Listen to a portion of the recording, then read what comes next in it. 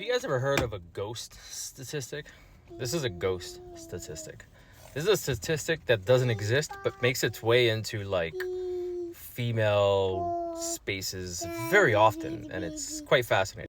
I asked AI, can you find this statistic anywhere? Because I really want to make sure that this data is correct. And this New Yorker article, if you go to it, it actually tells you it's a complete ghost stat.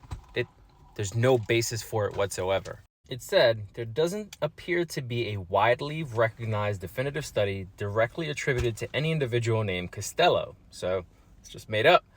That specifically states women reinvest 90% of their income into their communities.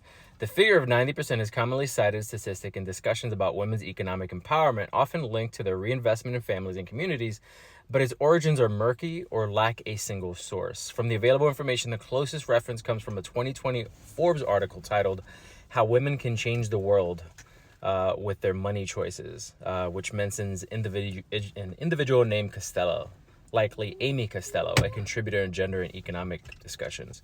The article states that the women tend to reinvest 90% of their assets earnings, while men tend to reinvest 44%, which is weird because many places will say between 30 and 40%. So it's very odd. The AI references this one stat here, the New Yorker, titled "The Ghost Statistic That Haunts Women's Empowerment" by Catherine Moeller. She goes on to find the figure appears to have been popularized through advocacy rather than rigorous research, with sources like the World Bank denying its validity and calling it a zombie statistic. It's kind of odd, isn't it, that we're using this as some sort of groundbreaking information to empower women?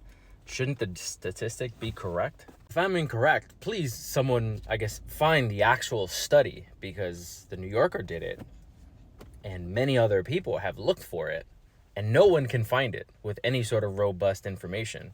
So why do we keep citing it? Why do we keep citing incorrect information? Is it just confirmation bias? Is it just that we believe certain things, or some creators really believe certain things?